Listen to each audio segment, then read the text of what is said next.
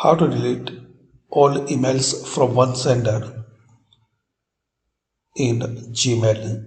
So search sender name.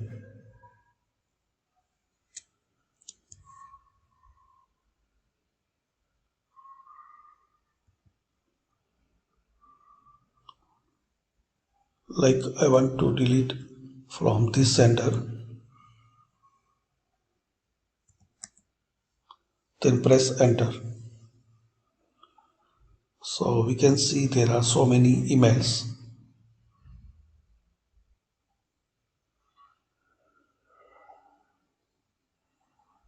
Check this box.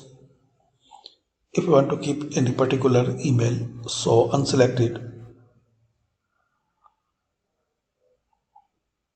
Then click on this delete icon. So thanks for watching.